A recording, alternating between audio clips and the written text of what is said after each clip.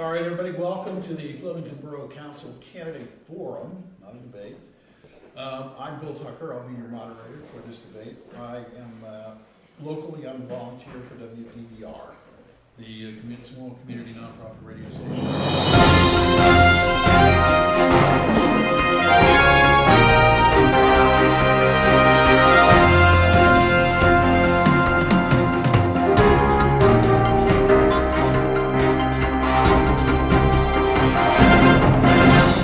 For an opening statement in alphabetical order, 90 seconds for a closing statement in the same format. All questions will allow for a 90-second response, with opponents permitted a 30-second rebuttal if they so choose. We'll get to that in a minute. Questions will be alternated. The video of this forum will be streamed on the website TAPinto from this weekend through Election Day. All candidates from both parties, Republican and Democrat, were invited to participate in this forum. All questions were sent to the candidates in advance of this evening. The Democratic candidates accepted the invitation from TAPinto. The Republican candidates declined to respond, and as you could see, they are not here for this forum. So, what we have the pleasure of speaking with is Andrienne Fusaro and Trent Levitt, guys. Hi, thank you. I'm told that Trent is going to have a merchandise table at the end of this where he will be selling T-shirts he's wearing. So Andrienne, I'll start with you, and it's a pretty simple one. What is your plan to attract and retain business in the Flemington Borough, and how do you, I guess more to the point, how do you plan to support small business in the area and encourage that growth? Opening statement? Oh, I'm sorry. Okay. You're absolutely right. I'm going to ignore you people. I know Joey's over there, but I'm just going to do it like I want to do it. That's fair. I apologize. Let's go back to the original format, which is an opening statement from both candidates who are with us. We begin with Andrienne Fusaro. Okay, thank you. Thank you, Mr. Tucker, for moderating, the Borough Library for hosting it, TAPinto Flemington for actually facilitating this discussion. This might turn into the Andrienne and Trent Mutual Admiration Society. We have we're aligned on a great deal, many things. So instead of saying, like, everybody knows my name, right? I'm Andrienne Fusaro. But most important, I want to thank the community who came here, who's watching online. It's a great opportunity for us to connect, and it's a great opportunity to put a stake in the ground as to what I'd like to see happen in the borough when I'm on the council. My first question, and it's for everyone, and nobody needs to answer, but I'd like to ask, is good enough for you? Because something that I hear a great deal is, you know, they're doing a good job, the council's doing a good job, or this person has done a good job. And for me, my work, my life's passion is trade compliance, it's regulatory, and I work in a manufacturing environment. We don't have the chance to miss our goals and objectives. We supply the aerospace industry, defense. We literally keep the trains running in this country. I love defending the revenue at my employer. I love keeping my team members safe. I love making data-driven decisions. I like learning. I've been in this learning curve with this new company for 2 months, and every day I'm learning something new and wonderful. But it is an operations role. And I really challenge myself every day when I get up, go in, to be stellar, not good. And there's a big difference in how you approach your work and how you approach your life when you say, I want to be stellar or I want to be excellent. I lead others with integrity. I deliver leadership to my leadership, what they requested, when they requested, often in advance. And I never let my peers in the org chart down. I grew up in a small town outside of Rochester, New York. Truthfully, when we moved here in 2013 and thinking about the condition of the town at that time, this was a huge metropolis compared to this little tiny town called Scottsville, New York. And in that environment, one thing that I loved about growing up in that little tiny town was our ability to connect with each other, looking out for each other. My parents were both actively engaged in government. They were the people that, ran the Little League, and who stepped up. And when there was a kid in trouble, they would step up and they would help that kid. And that was the example that I had. But I was also really taught some great things about character and integrity. And my dad was a Green Beret, he was one of the first, and he gave me this really strong sense of discipline and standing up and stepping in when you see something wrong. And from my mom, I got this great optimistic, you can do anything that you want attitude. And so together, what they both said is excellence. What you do when no one is watching mattered in my house. The people you stand up for might not ever know, but you know that you did the right thing. It's more important to have integrity than to go along to get along. And for some of you who've known me through the years, or if you're watching online, you know I'm not one to shy away. I'm strongly opinionated, but I also won't sacrifice doing the right thing ever for peace. Sometimes you need to create a little bit of, sometimes conflict is necessary to get to an end where everybody can be happy. Over the years, I know I've been lulled into believing that so-and-so on the council is doing a good job. And that works for a borough that's just trying to survive. But at this inflection point in our borough's history, we really need to level up. And that's why I'm running. I want to understand how the budget works in my first 3 months of office, not after 6 years of serving on the council. Contributing in 2024, not to be a bystander for years, and not to actually say that, hey, I didn't understand this before now. It's unacceptable that anyone would serve for 6 years and not try to understand our budget process. I want to see a monthly dynamic financial dashboard that's going to show us where that 3.29% tax increase went to. The amount of our surplus, a debt reduction. We talk about transparency in terms of conversations. We don't talk about it in terms of the financial data that drives the decisions that we make. And we need to get into, and I'm certainly hoping because of that financial acumen that I have, I can bring that level of knowledge into our borough and make it so everyone can see what's happening financially. We shouldn't be doing it once a year. We should get it once a month. And then finally, I'd like to work with the community to craft a code of conduct. That doesn't need a study. It doesn't need a long-term, how are we going to do this? It's 2 months with our community. We can meet here.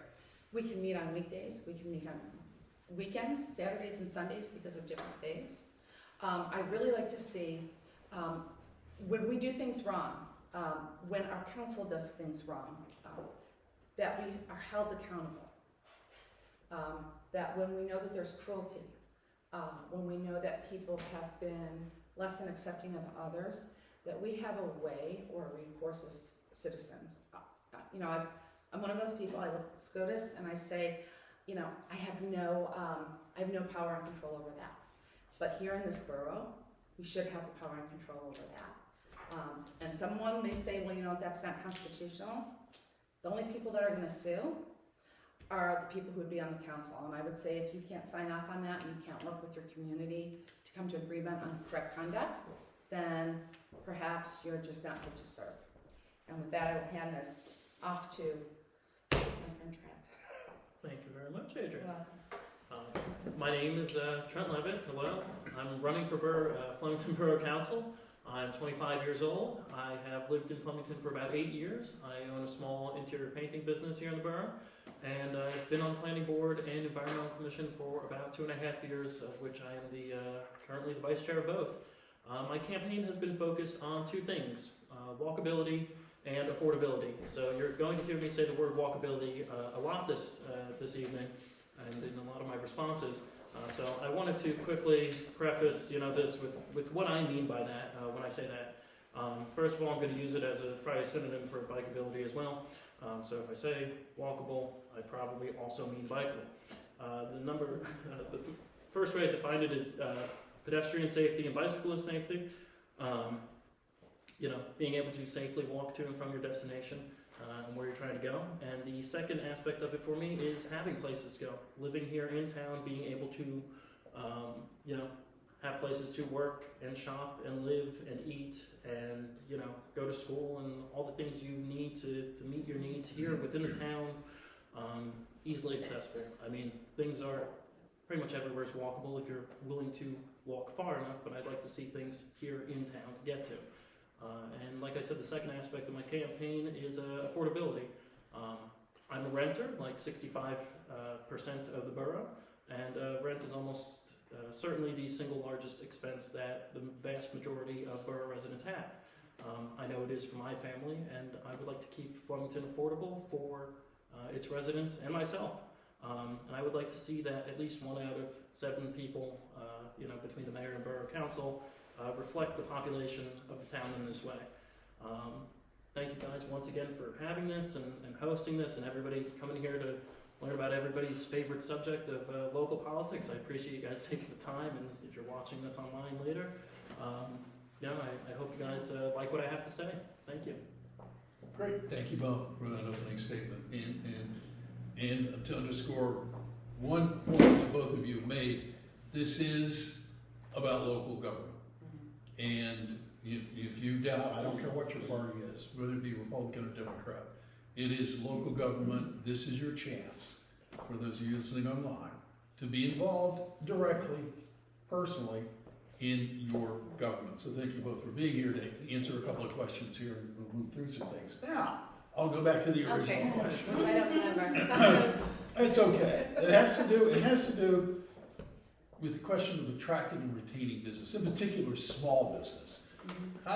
What are your plans to attract small business and encourage their growth? And remember, stay within the 1.5 to 2 minute range in terms of answering the questions. Am I first or is Trent? Am I first? You go ahead. You can go ahead. You're closest to me, so you get to go first. Okay. It actually kind of ties to the actual development. I think we've just spent so many years looking up at the sky that we forgot to look down and from side to side and what's at eye level. I don't believe in general that government should be in the business of picking winners and losers. That's just my general attitude in life. However, when I think of the borough in about 7 to 10 years, I see this tiny 1.17 square mile, I know people laugh when I say it, little city in the center of a suburban community and a rural community. And we should be the destination. We're the county seat, right? We need to ensure that our zoning permits are allowed mixed use wherever consumers will walk in and purchase merchandise, services, food, and beverage at the street level. Truly that mixed use. It needs to be legalized everywhere in the borough. We need to ensure that we aren't placing onerous historic preservation committee guidelines on buildings mid-century and forward. That's concerning to me. Unless someone can prove that Frank Lloyd Wright built it, I don't want it. We don't need to extend this to 1960s mid-century modern homes. Building owners should be given tax rebates if they install solar panels. That's a simple thing. And why would I say that? This is going to give their consumers, businesses, a break on their energy costs. This is going to give their renters a break on energy costs. We have a renter who's a small business owner in this community. They tie together, right? That's where the energy of this town is in 10 years. Businesses need safe ways for their potential customers and suppliers to get to them, and that means streets with crosswalks, bike lanes, and sidewalks like Main Street has. Designate without license or special permits that each food and beverage business can offer a set amount of outdoor seating based upon their indoor capacity. And I think I just gave 5 reasons how, and not a single reason why we can't do any of those things. For the most part, broadly I would agree. I think the strongest thing that we can do is encourage active zoning and appropriate building forms that small businesses can thrive in on Main Street and throughout the borough. This will keep costs down for businesses by not requiring them to go and get a costly variance or hearing at the planning board and permit a lot of these uses on Main Street. By promoting an active and walkable community, we can strengthen our small business in town by giving them a built-in customer base through more housing in the borough. And also I think the town has a fairly good relationship with things like the FCP and doing what we can to promote the good events that they put on in town and the atmosphere that they foster and the brand that they promote for Flemington. I've got my pin on right here, my Love Flemington pin. So doing what we can to help promote that as well. I think there's 3 simple ways that we can improve businesses in this town. it's kind of implied in both of your answers, and Trent, I'll start this question with you. How do you address the challenges faced by businesses during a time of increased inflation? That's a great question. Unfortunately, I cannot control the interest rates. But, we could do things like perhaps not raise taxes as drastically in a single year. Continuing to provide good services to not just businesses, but residents as well for as little money as possible, I think is the best thing that we can possibly do to offset increased costs. I think I mentioned a few things in my previous answer as well that, avoiding upfront costs of running a business in the first place through zoning and permitting and stuff like that. Providing good roads, sidewalks, infrastructure to build a business upon, and like I said, our relationship with the FCP and allowing them to do, a lot of advertising and marketing for our borough businesses, I think is a good way to offset costs for them. Adrienne? I'm going to question the question first, okay? Today, Today, the Bureau of Economic Analysis showed that the GDP expanded again between July and September. We're in the 5th straight quarter of gross domestic product growth. Inflation has moderated down to 3.7%, still very high, but a lot better than last summer's high of 9.1%. And then how did we get there? How did we get to this economy where we're picking up and down? We have to look and say, hey, the Fed has increased the interest rate 11 times since March of 2022. Mortgage rates now sit at 7.6%. We're going to be in our homes and buildings in this borough for a long time as a result of that. And the Fed still says that the inflation is too high. So we might be looking at another increase as early as next week or by the end of the year. But what I would say to that is businesses are consumers too. Okay. So for all borough consumers, including residents, okay, we have to look at what value adds to customers or borough services. Can the borough governing body add? We can make it easier for consumers to get to the business as safely as possible with increased crosswalks, full-blown building back better of our sidewalks. We can bring back the borough e-waste program. That's very low cost. We can do this by doing a public and private partnership where we ask our businesses that, say, don't tell me that Walgreens can't pay $800 a year to be able to sell items with batteries, to sell items with lithium-ion batteries included in them, or items that you can plug into the wall. These are items that are, if you're going to bring it in here, you're going to have to help us retain them and to safely remove them. We can do this through collecting tiered fees from businesses that offer that type of merchandise for sale to customers, and it's only those businesses. So it's not everyone. It's not going to be Trent. He doesn't sell items, In general, Yeah. So it's council can write the codes for all of these items. I just don't want to have any more reasons as to why we can't. And I want to say that I'm in total agreement on FCP. I think that we should be leaning into other businesses and the businesses that have been successful to say, hey, what draws you in and why have you thrived? We should be talking to the Barclays. We should be talking to the experience stores like what the corner is offering. When we talk to those businesses and understand how did you thrive during COVID? And are we having those conversations publicly? And that should be something that the council should be talking to these business owners about, really engaging them, because that's what's going. We can talk all we want about sidewalks, walkability, bicycle lanes. We're both very much in alignment on these items. But eventually you want to have some place to go, right? We want to have some place to go too. Yeah, this came up, Trent, in your answer, but I'll start with you, Adrienne. Just really quickly, thoughts on infrastructure, because you both kind of glancingly referenced it. What are your thoughts? It was ignored for, 20, 30, 40 years? It was ignored for a long time. And so now we're in this position of the sky is falling. The sky is falling. We have to do all of these things. We had great planning with our last mayor that brought all of this into scope. However, we need to dream a little bit bigger than just what's happening. We have issues with wastewater. I have issues with electronics waste, which is part of infrastructure. We're basically tearing up all of our roads right now. We're missing an opportunity to put our power lines underground at the same time. When I think big, really, really big, I'd love to see public Wi-Fi. I don't know if we can get there immediately, but it's critical that we do these things now, so that maybe in 20 or 30 years, maybe, hopefully it doesn't take that long, we can get to a point of, yeah, we can have our power lines underground. Maybe the only thing that needs to happen for the next round of homeowners and residents and business owners in this community is the maintenance of what we're building now, and hopefully they stick with it because it's an expense. And maybe it's just putting those power lines underground because we don't know what the environment's gonna be like. We don't know what the weather's gonna be like. I mean, we have to think a little bit beyond what is just today is happening. And on that note, I believe it's an investment.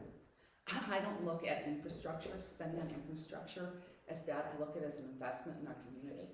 If you drive down Hopewell Avenue, any of you who have lived here for a long time, remember taking my mom down that road about 8 years ago, and it was just a disaster. Now we have this beautiful road with sidewalks that you can, the curb appeal, but just the ease of being able to move around our community. Those things needed to happen.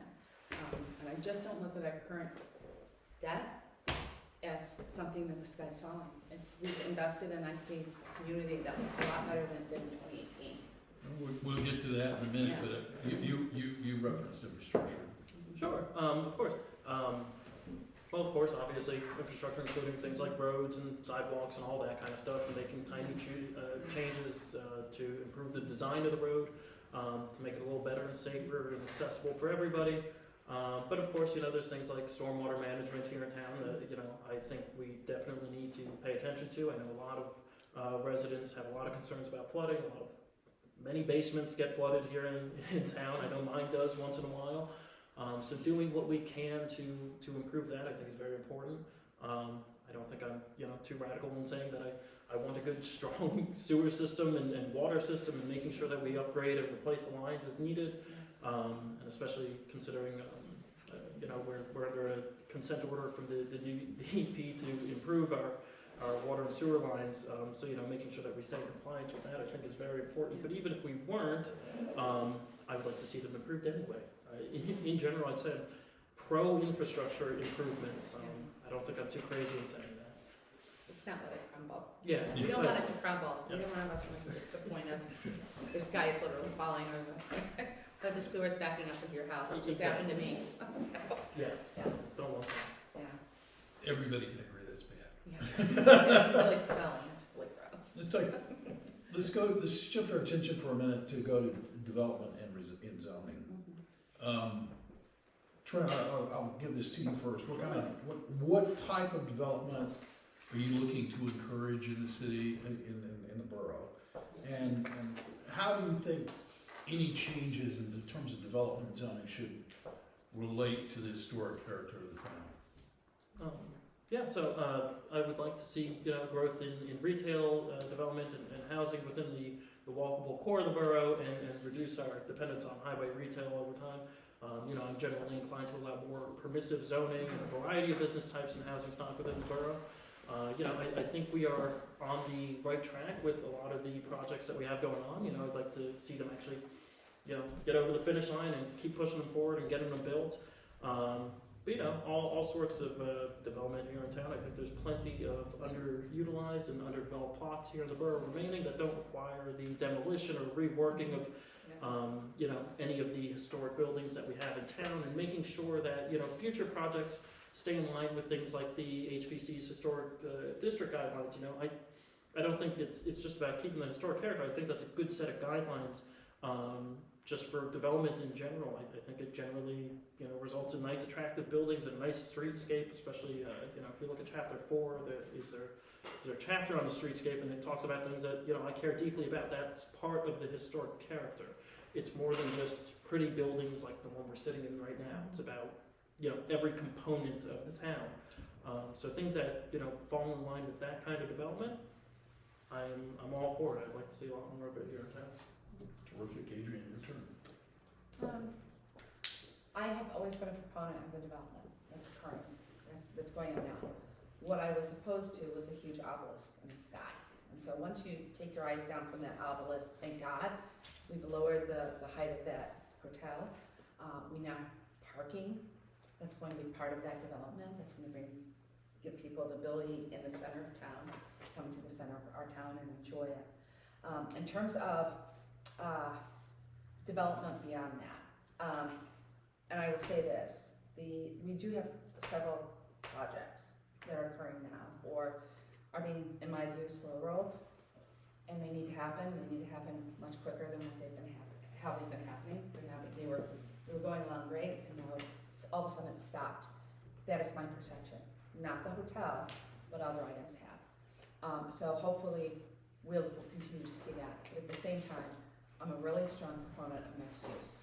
And when I say mixed use, I can just imagine a downtown, when you walk down our main street, where you see all of these great places to entertain yourself, to eat at, to connect with people in the community. And all along the top, you see people enjoying their lives, living in their homes and looking down, enjoying that music and enjoying that environment that you have. We have the bones to do that. You know, maybe 2 months ago, somebody put on, hey, this is great. It was on one of the Flemington Facebook groups, and it was Cape May. And I love going to Cape May. We go almost every year. Cape May has that. Cape May has a lot fewer people year-round, I think, than Flemington. And they've done a great job of building up their historic. But at the same time, I don't want to see us sacrifice a future generation moving here by having the concept of de facto redlining by making our whole borough a historic preservation district. That scares me. And that's maybe one thing that we differ on is, hey, I live in a historic home. I get it. I truly get it. There are a lot of buildings that could be kept, but when I look at the end of Main Street and I see just an empty building there, just a lot, when you pull into our town, something's gotta go there. And I don't think that it's going to be something, we're not moving a building down there. So what do? We have to eventually move to a point of, we may have to build things and we may have to restructure things so that we can attract people to live here and work here in 10 years and in 15 years from now. So when you talk about infrastructure, you talk about your vision for Flemington Borough.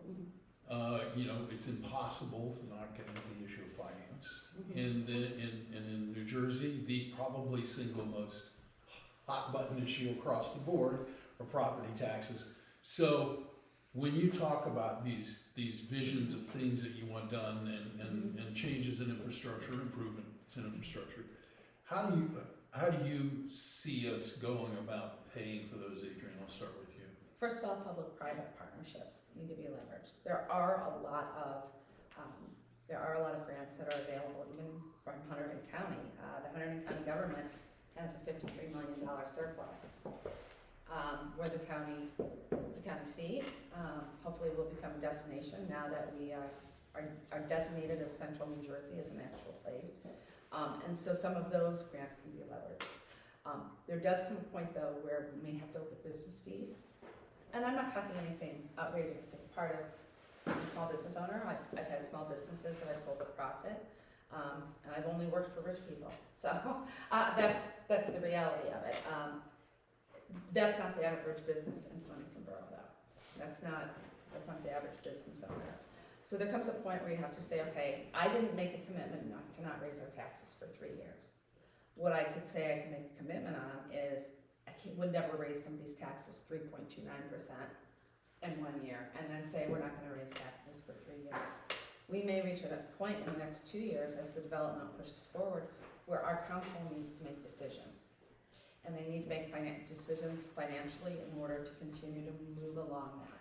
If you look at the plan, what the planning board is, and what has come out from that plan, and you really read it, there's a lot of detail and a lot of planning that's gone into it. But could we have envisioned 3 years ago COVID and what that did, and knowing that we would have businesses that would close down, which means now we lose rateables because rateables are where it's at, right? So yes, we have to pay taxes. That's how we support it. I'm a strong supporter of grants, and there's a lot out there that maybe we have not tapped into.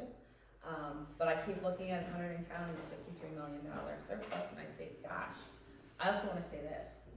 I think we have, what, a $1 million surplus? I 1 million. believe somewhere around there. Yeah, and I've been hearing for a few months now that we're broke. And we are not broke, the borough is not broke. We do need to bond in order to do some of the items that we would like to do. But that goes back to the beginning when I said I would like to see a monthly financial assessment. So we really know where our taxes are going, okay, what our liabilities are, what the new expenses are. And I can be a little wonky and boring with this, but I'm done, okay? Cool. Your turn. Okay. Well, I think the best way that we can improve, address concerns is by getting more active uses, in the borough, further developing the land that we have, the properties that we have, and actually getting all the projects that we have planned built, and actually paying taxes and making payments. I think that's the best way that we can alleviate the current pressure and the burden that we have on existing taxpayers, and hopefully, fund further improvements and maintenance as time goes on. We have the land that we have, and putting it to the best use possible, and making it as, valuable as possible to increase revenue is the best thing that we could possibly do for the borough, in terms of, property taxes, so we can spread it out a bit amongst more people. I'm gonna skip around in a couple of these questions as we move That's forward in order to kind of To move this along, And, Sure, and sure. one of the ones that and you, Adrienne, in particular, have referenced this several times, and that is the importance of open conversation between the residents of the borough and the council itself. You're both nodding your head enthusiastically in agreement. Trent, I'll let you take first shot at this. Look, obviously you both feel it's important, but what what measures would you take to ensure that important thing happens? No, I mean, obviously, I think it's very important. I'm here to, convince people in a democracy to get votes, and how am I supposed to represent them if I don't know what they want? So I think it's very important to talk to, the people that live here in town, residents, voters, non-voters, whoever it might be. But in terms of transparency from council and from the government itself, I think it's very important. I think one simple step that we can take is making sure that agendas are posted in advance with the full text of all ordinances and resolutions and everything that's going to be at the meeting and voted on, hopefully about 48 hours before the meeting, at least on the borough website. I understand there's certain circumstances where things might not be able to go as planned, or people might add things to the agenda the night of, and sure, that happens. But for the most part, I think it's very important to get at least that most basic information of what's going on at a council meeting out there and available to the general public. Everything that can be made public should be. Any information, I like being able to find it and have it available for everybody to see. Adrienne? Even more than just putting it online. I think we need a commitment as council people that if we are having private offline discussions, and they are high impact discussions, that we have an agenda of the person we're speaking with, and we have meeting minutes. And I know that conversations have gone on in personal homes, and private environments, and then we hear, oh, well, don't worry about that because that's gonna happen. Well, why isn't it being discussed in our meetings? Why isn't it being discussed at council meetings? One of the things I think is just like a bad excuse is, hey, we had our borough manager left and there was all this work left behind. Well, there's only so much time, that you can give that. I can give that about a month, but you need to step it up. And if the borough has to spend a little bit of extra money to hire a temp to type those and get them up, then that needs to happen. But I've been very disturbed, just in general this past year, is the secretiveness. And we hear things as a community in sidebar conversations, or this sidebar conversation has occurred. Then we're told that has not occurred. We know it has. We need to have transparency in terms of what our council is discussing with the leadership, with the mayor. It's created a little bit of conflict and almost a little sense of hostility towards some of our council members who don't engage that way, and I commend them for doing that. But it's more than just what's online in advance. It's financially really what's going on. It's really understanding how choices are being made and what those discussions sound like. I think the most disappointing thing for me was we literally had one night of debate for our current budget. And there are people here that know I was at those meetings and online and listening, and for a budget, we should all be working together for that. That conversation needs to happen in public, and that doesn't happen right now. So I don't want that to happen. I don't want that to happen in 2024 for 3 years. Can I give a pitch first, real quick? You have two Democrats here who are, we're very conscious of our budgets at home. Sure. And feeling a little bit of pain, Always. and knowing that the number of people we've spoken to, the first time we walked together, the first door we knocked on, land taxes, was what she said. And how did it happen, right? How did it get that far? So I'm really hoping that transparency really means putting the numbers out for the people and making sure all the discussions happen in public, all of them.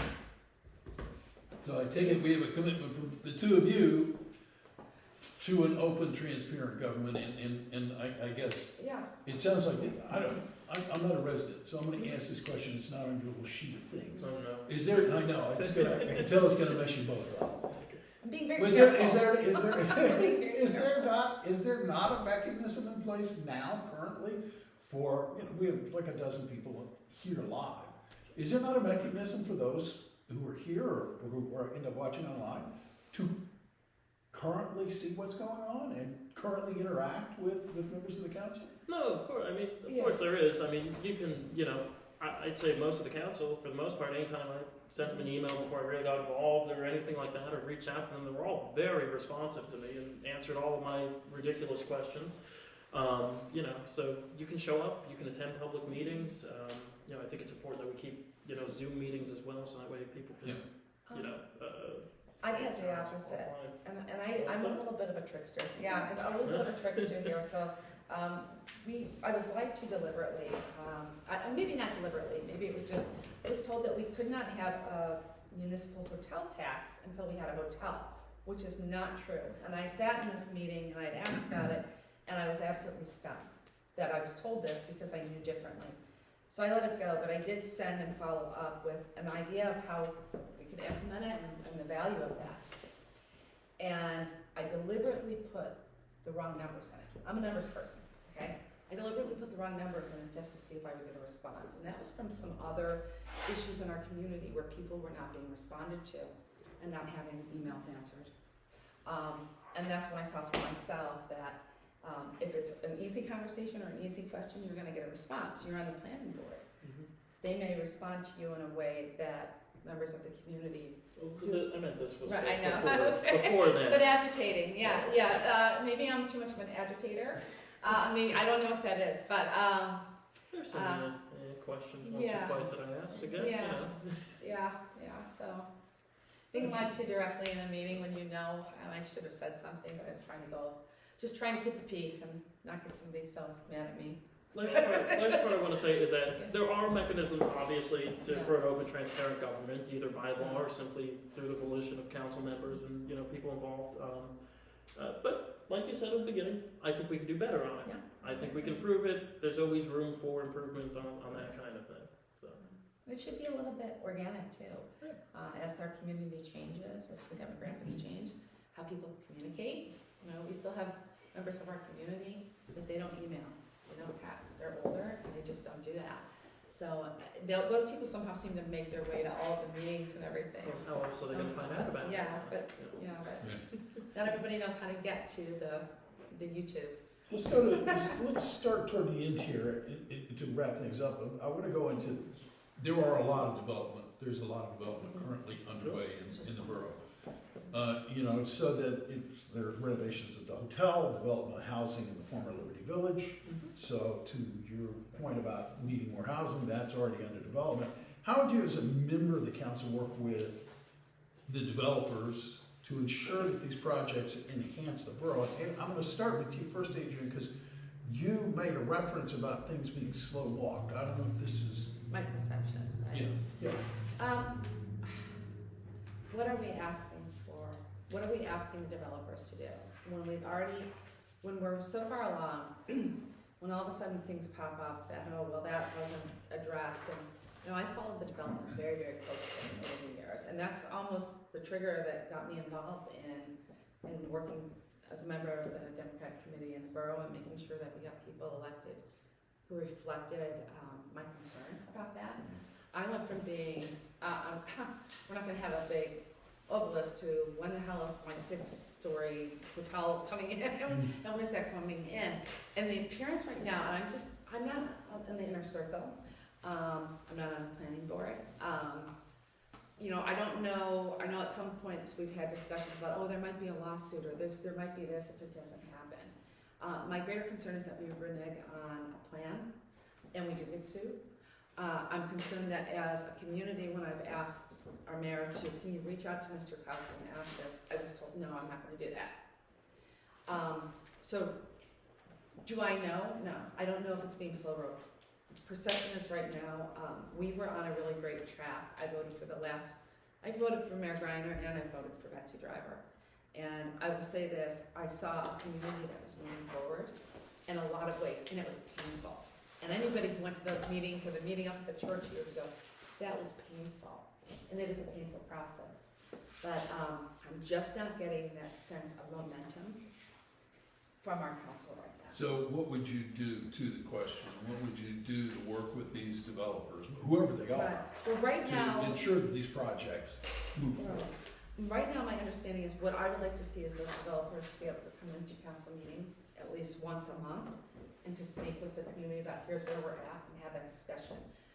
I've heard, hey, the mayor wants to be the only person that talks to such a developer. That's problematic when our council people, when we've got a council person who's an architect, we're having this discussion. Yep. Member of the planning board, why can't you talk to a developer? I'd like to know that. So, I think having a few people that will back that, a few additional people that will back that open discussion with the developers. Because whenever we hear about discussions happening behind closed doors, that creates a kerfuffle, and then people are concerned and they're worried about what's happening. So I think right now, you can't have that discussion with the developers. That's the way it is. That's the way it is. Well, you sit on the planning board, Trent, so you're in a unique position to maybe see things from a slightly different perspective, but do you? Sure.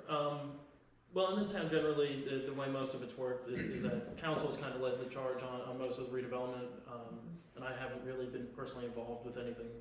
Thankfully, most of the Union Hotel nonsense was before my time, so, I don't have anything to do with that, thankfully, for better or worse. But, things like Liberty Village, I haven't specifically been involved with much of that. We did vote on that and actually, never mind. But I will say it's I think these projects generally are inherently beneficial to the town in the first place. Redeveloping an old, dilapidated hotel, I think is a lot better than letting it sit there forever, or turning a parking lot into apartments, or turning an old shopping center.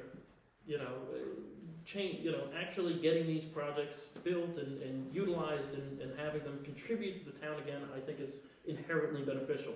But obviously we want to negotiate with developers to make sure that we get a good pilot if it's applicable, or we want to make sure that these developers pay for the infrastructure required to support their new development, and not have it be a huge financial burden on the town.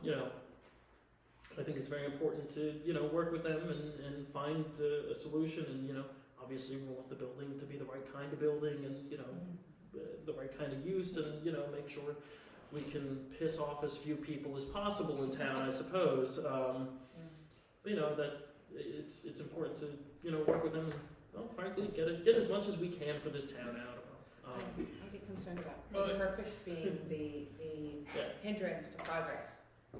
Nothing's going to make everybody happy, right? It's just not going to happen. Yeah. So Well, that seems like a perfect place to ask about, what do you think about downtown and the overall state of the business community in the borough? Do you think it's healthy? I mean, this seems to fly out of this conversation. Do you think it's healthy? Do you think it's needs some help? Or? I think we're on the right track. I would really encourage, and I do know that the Flemington Community Partnership, which thank God we did, I see the engagement of the community, the business owners, and them putting forth to us, the residents, this is what's happening, this is what we're doing, and I think it's gaining traction. I'm seeing that advertising, even if it's just online, of what's going, this is what's happening, this is where it's going. I couldn't imagine 2013, 2014, walking down Main Street with my brother-in-law, who lives in an old town in Italy, of about 40,000 people, but it's still considered a town there. And we were walking downtown on a Friday night about 7 o'clock. We were walking down to a little newsstand store, and we needed to lose tobacco. Old school Italian, right? And it was dead.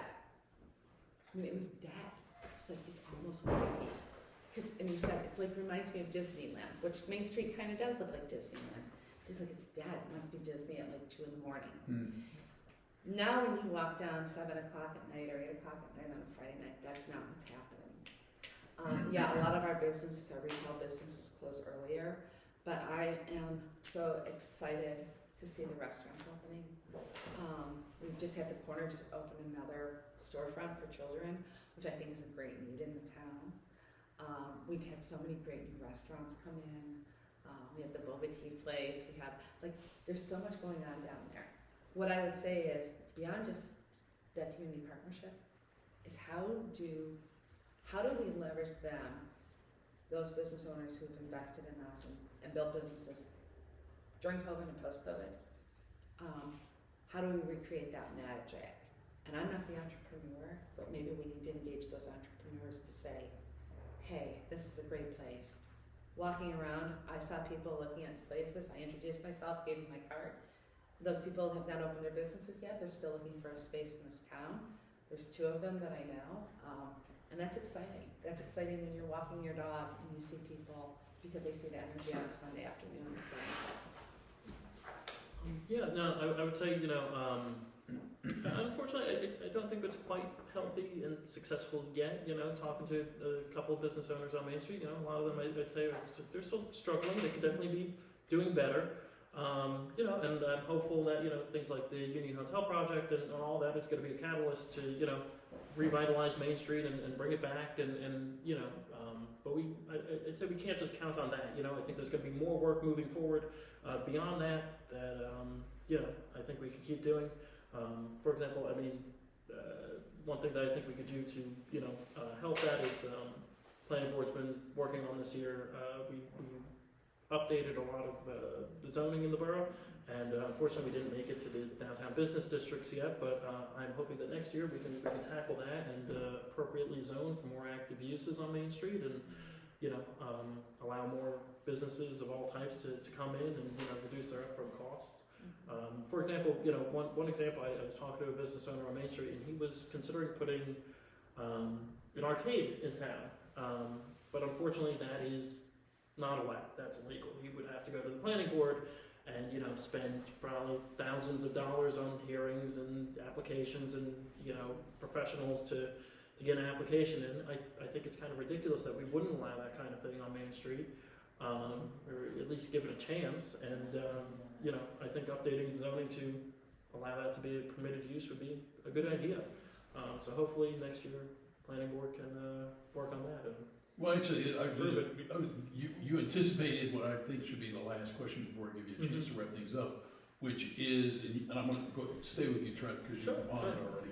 What is the one change in the zoning? If you could only make one change in the zoning laws, what would it be? I wasn't sure if you're going to ask that one, so I wanted to get that one out there. But that's it. It would be to update the downtown business 1 and 2 districts to, we really modernized, I think it was the TC district this year, and it brought it up to modern standards, I guess you could call them. What is it? What is a TC district? Transition commercial, right? Yes. Oh gosh, yeah. That's a transition commercial district, which we also eliminated the professional office district and merged those all together.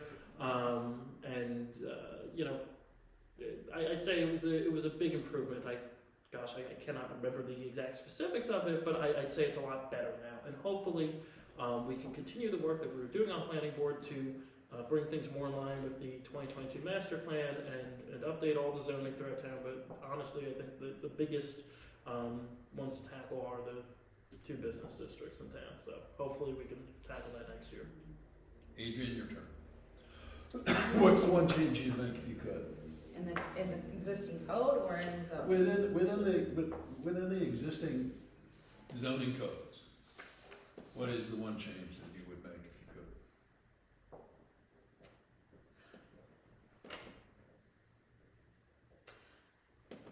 Because I read the plan, and I don't even know if most people can do that, but, and I don't know if it's really mixed use that I'm talking about here, and I'm sure you'll correct me if I'm wrong, but I would like to see a lot more openness in the types of businesses that can come in and where they can come in to the community. Can you give us an example of what you mean by that?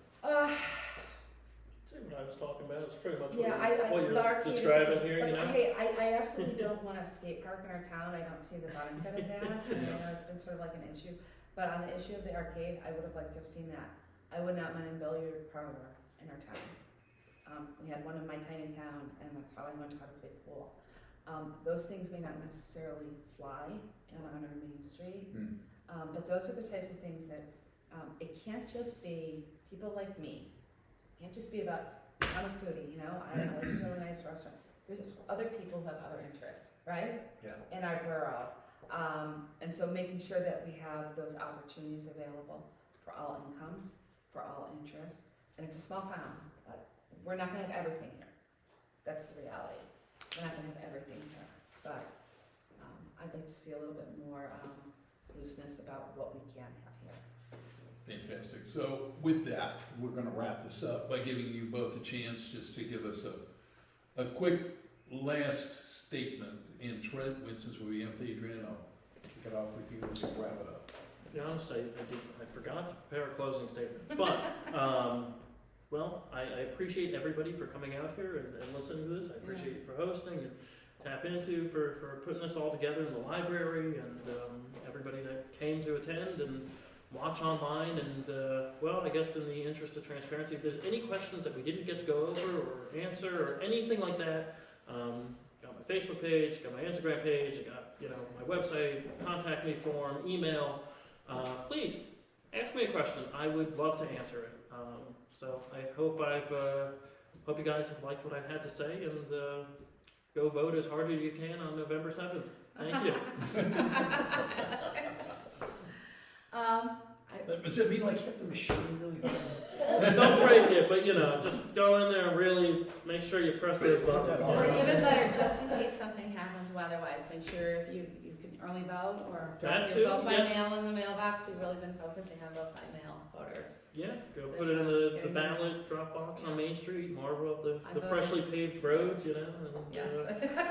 take a nice walk around town. Yeah. So yeah, that's it. That's what I got to say. Thank you. You're welcome. Thank you for being here. Adrienne, your show. I actually did write a closing statement.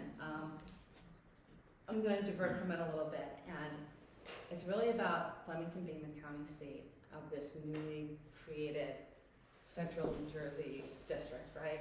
We really have the opportunity to be a destination.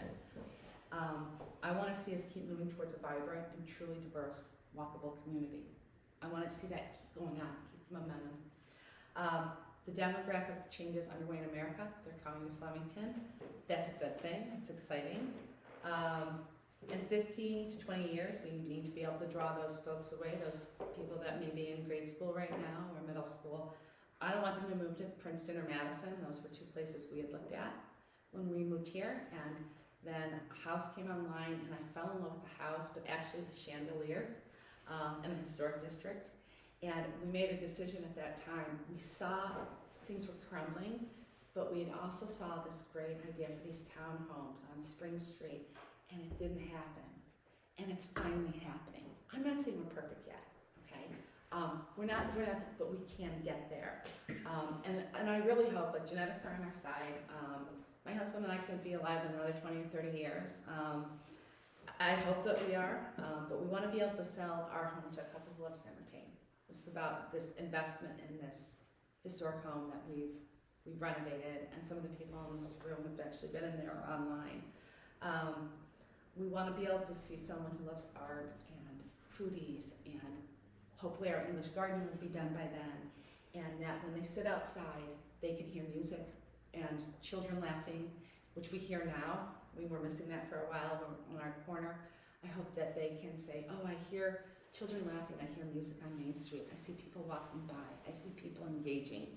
And the things that we do now in this community, if we can form that partnership of, I'll say it one more time, public-private partnership, because that may be the way that we can get there. I think Flemington's going to be a really great place as we move forward. So please vote for us. I'm not perfect. I'm not perfect. That's not perfect, but I think we're a pretty good team. And we want to help, right? So thank you, everybody. All right, Thank you so much. Thank you. Very good.